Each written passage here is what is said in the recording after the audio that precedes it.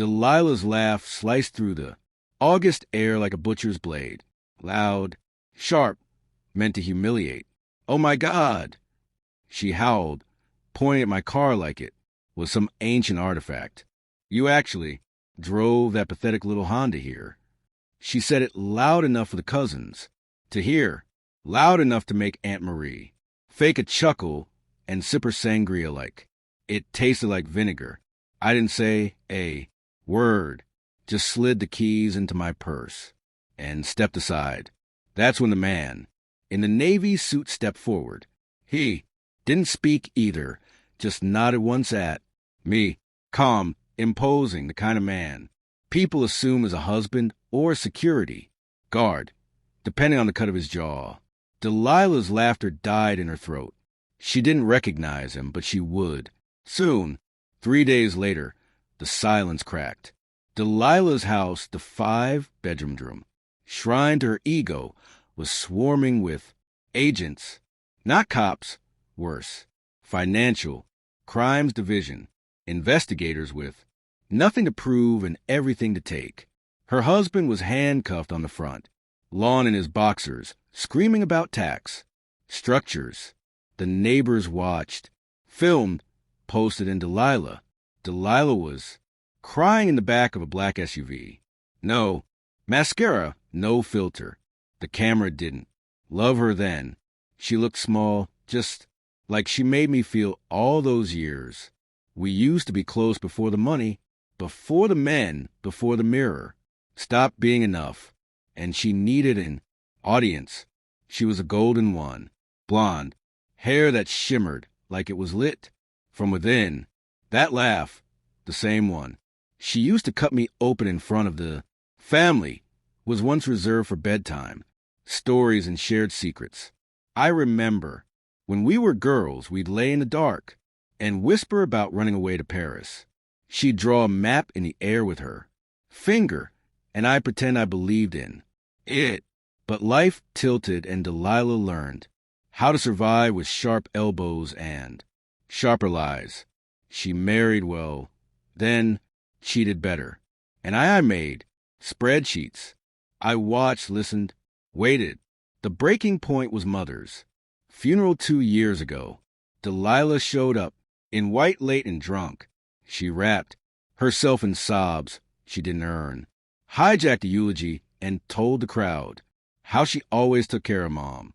I stood there frozen, knowing full well it was me who fed Mom through the chemo, me who wiped the blood from her mouth at 3 o'clock. A.M. Delilah just sent flowers once, and the bill always, after the service, she cornered me near the casket. "You've always been the shadow, haven't you?" she whispered. "Maybe now with Mom gone, you'll finally step into the light." That's when I started digging. I didn't scream. I didn't confront. I did what I do best. I organized. First came the bank records. Delilah's husband was sloppy. Shell companies, offshore, accounts, fake invoices built to real, foundations, charity fraud. I found everything, copied everything, stored it across encrypted drives. Then I watched her tracked her movements, logged her aliases, her burner phones, her spending. She had a taste for private jets and married men. Both left trails. I found the whistleblower statutes. I documented. I waited until her husband signed a new mortgage in both their names, making her legally liable for all the money laundering he thought she was too dumb to understand. She wasn't dumb. She was complicit. The man in the Navy suit, he wasn't my husband. He was my federal contact, Special Agent Lewis. Ramirez, Financial Crimes Enforcement. Network. He stood beside me at the reunion because timing matters in storytelling. Because Delilah needed to. Laugh that laugh one more time. Needed to bury the knife in my ribs before I twisted it in hers. Because poetic.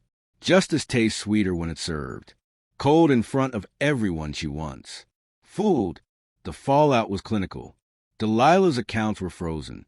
Her face, plastered across news segments she couldn't control. Sponsors dropped her. Brands deleted her. Her PR team ghosted. Her the second fraud label stuck. Her husband flipped, pinned most of it on her. She didn't see it coming. She never saw anything that wasn't a mirror. 2 weeks later, she called me from jail.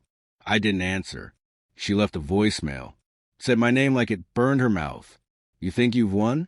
You think you're better than me now? No, I've always been better. I just never needed to prove it until she made it personal. I deleted the voicemail. No response was the only response that mattered. I drive the same Honda. It's paid off. Quiet, honest. The same can't be said for Delilah's life. She sold her jewelry to pay legal fees. Her influencer account is locked. Her kids live with their father now, and they're learning what truth sounds like from someone else's lips. The world doesn't miss her. I don't either. But sometimes, late at night, I replay that moment, the precise second her laugh died, when the man in the navy suit stepped forward and she realized too, late, that the joke was hers. That moment plays quieter than I imagined. No music, no applause, just the wind shifting. Just justice, slow, deliberate, and merciless like me.